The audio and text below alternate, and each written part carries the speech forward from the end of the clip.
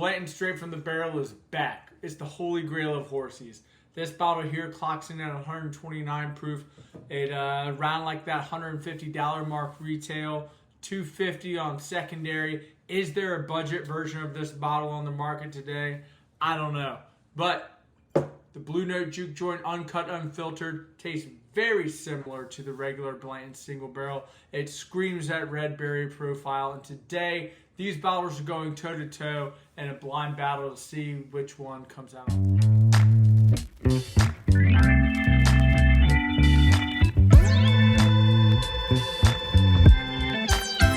Welcome back to another episode of Neat Bourbon, and today we got another blind battle. We got Blanton straight from the barrel and the Blue Note Juke Joint Uncut Unfiltered store pick. This bottle here is a heavy hitter killer and only $47. I don't know. Some people are saying that they can find it for in that mid-30 range. That's insane. This bottle is $150 to $250 on the secondary market. Anyways, guys, these are going toe-to-toe in a little blind battle.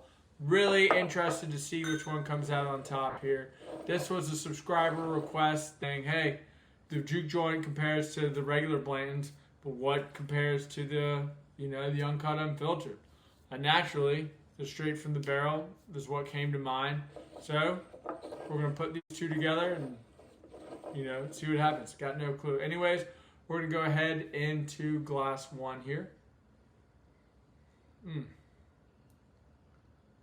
Man, that is a great nose. That is just like an oaky, spicy, barrel spice, sweetness, red berry forward. And by the way, these glasses have been sitting for some time now. Oh, wow.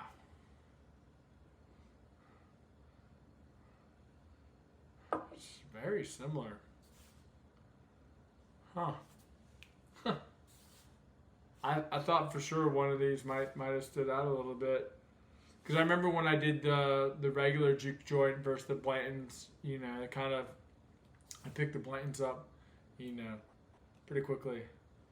But yeah, this one's giving me a lot of like that brown sugar, cinnamon spice, picking up that Luxardo cherry there on the nose. Yeah, I remember initially I was getting a little bit of ethanol, on the nose. Maybe because I let these sit for a little bit. Yeah, again, getting no ethanol. I think this one's coming across a little bit more vanilla after smelling this, a little bit more oak. Maybe a nut in there, I don't know. That was weird. Definitely wasn't getting that on the first one. Yeah, definitely a lot of brown sugar and cinnamon there. Anyways, let's go to get to the palate. Cheers. Yeah, that has a lot of cinnamon brown sugar notes there up front, and then it's kind of like going into the red berry sweetness. Maybe a little bit of vanilla in there too. Almost kind of like a coffee bean note there, kind of like on like the back end. That's really good there. Yeah. Overall, very pleasant palate there. On glass one, it had that red berry note that I think is going to be characteristic between the two of them. Very vanilla brown sugar forward. But anyways, let's go ahead and get into glass two. Cheers. Yeah. That one is definitely more viscous there on the palate. First sip, it was just very mouth coating. It was kind of like a surprise going from glass one to glass two with how mouth coating. I didn't think that this one was lacking anything there, but when you put it next to this one, it was definitely, more robust there on the palate. Anyways, gonna go ahead. It had a lot of that brown sugar, that the red berry note did come across much more amped up with a little bit of a cinnamon oak there on the back palate. Anyways, yeah, I'm getting a little bit more nut here on the palate. Or on the nose. I was kind of hinting at that when I went back to glass one. It's kind of weird. Like a cinnamon nut, like a roasted nut, not like a Booker's nut or anything like that. Nothing that sharp, or like a peanut shell, like the actual peanut. It's definitely faint there.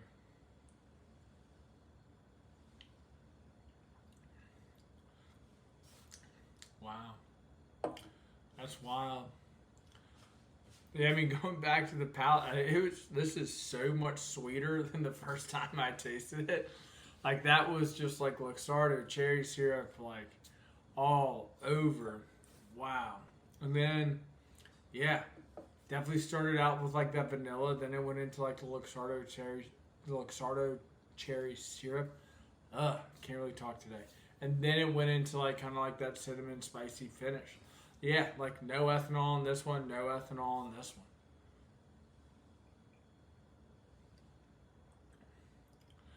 one. Man, yeah, the more I sip this, like the sweeter this one is getting.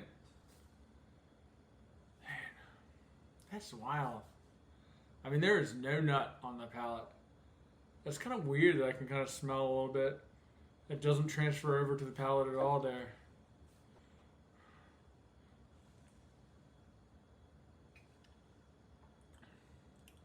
Yeah, dang.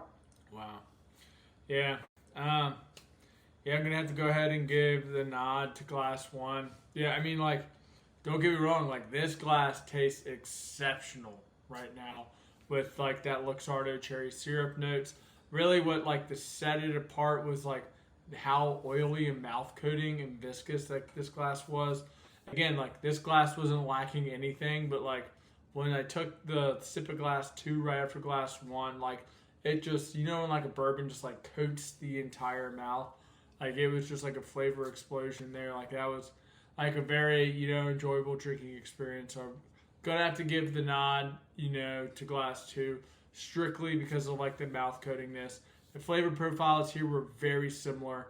I was picking up a faint amount of nut on glass one that I wasn't picking up in glass two.